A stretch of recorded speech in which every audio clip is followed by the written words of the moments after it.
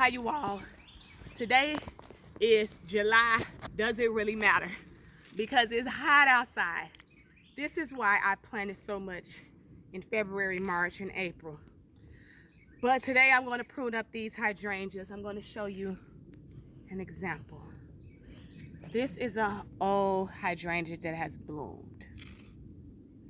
If you let the blooms fall off and just prune these ends, this is the incorrect way. Pretty green leaves, but you have to cut them off. This leaf came from here. Oh shit! I gotta sorry y'all. I gotta cut this out. That baby got thorns on it. Okay, this came from here. Zoom all the way in. And so as you see, new leaves are trying to come out of here, grow out the sides. So that's how you know where to cut it back. This is an example. You all see dead where the blooms were. Long sticks represents where previous blooms, the gorgeous hydrangea blooms. I just cut this on an angle. You all see the angle? So it's very good because you want the water to fall off. So that's how you find. Here's another one. You go down. It's usually a long stem. And you all see everywhere that I cut, there's new buds that will grow out in that way. Here, they'll grow out. Bye-bye, long stem. I throw these all in my compost. All right, so I have an outdoor compost bin and an indoor or on my porch. And remember, you all, for everyone that has subscribed, take a moment, subscribe, like this video thus far if you're liking it. But this was a clearance plant. So these leaves, I'll give you an example.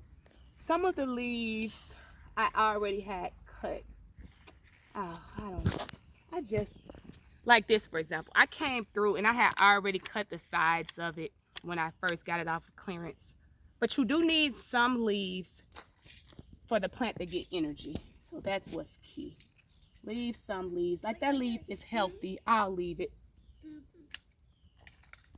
Oh,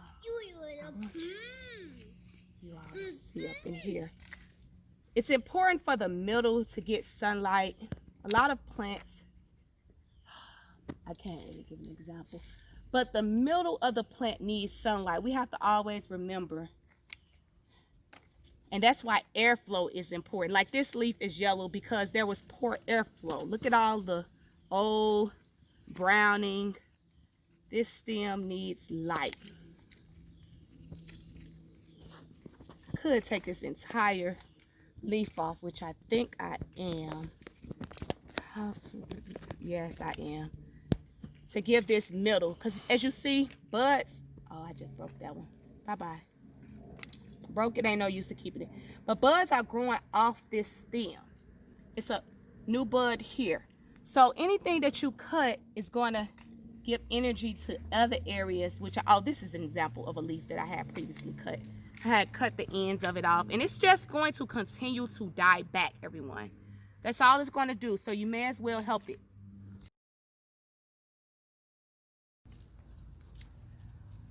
Okay, I would like to add, this is a Macrophylla hydrangea. So when you buy it sometimes at Lowe's, it'll say Patio hydrangea, and that's because this variety does well growing inside of a container. And although it's zoned 5 through 9, if you bring it in on cold nights, it'll actually help protect this hydrangea. So that's how you prune a Macrophylla hydrangea, which can be labeled as a patio tree at Lowe's. It likes morning sun, afternoon shade, which right now it's getting morning sun. These are getting ready to leaf out, which as you can see will look like that. And those are the correct prune cut. I have one more. This is my final example. I will cut down to here, the new next node.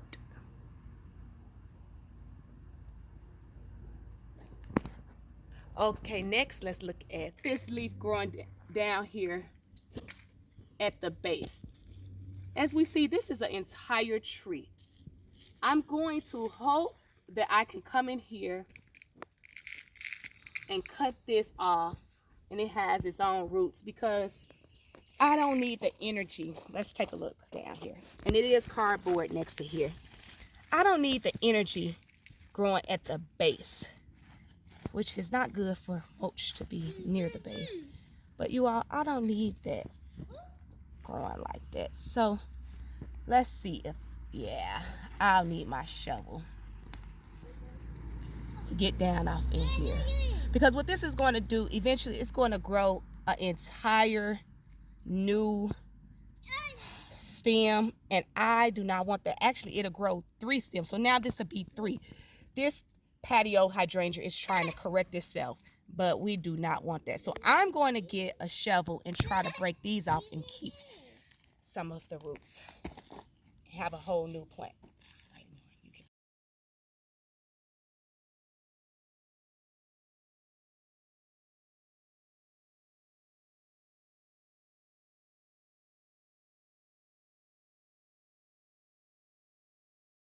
If you all look deep down in here, oh, I just broke that part off, but that was a piece. I'm just trying to I'm trying to go deep down in. Oh, and there we have it. And as we see, there's a root. There's some roots growing off the side of it. So I'm going to plant this. That's the root right there. Not many, but I'm going to plant this and it'll survive. All right.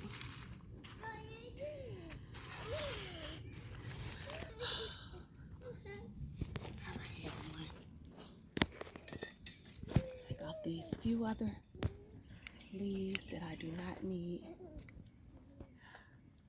And that's the Lowe's patio hydrangea. I'm hot, I'm sweaty, I do not like this type of heat, so I'm about to go indoors. I am SC Happily. I will see you all again next time. Bye-bye. Out of here I have potting soil and compost from my compost pile, which that's why all of this is just very rich. It's just beyond rich.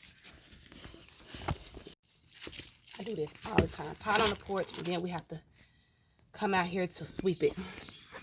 Not really smart. I'm going to find me a little mat or something to pot on the top of. So with this being very fine, water would pass right through it. I wonder if I should have did. What do y'all think? Should I do 2 of these? 1 in each? No, because I don't think that's going to survive. It's no roots on it. So I'll just stick it on the side. Let's see. I know it knows it's not in its native soil. I could tell you that. Because there's no clay in here. All right, so there we have it.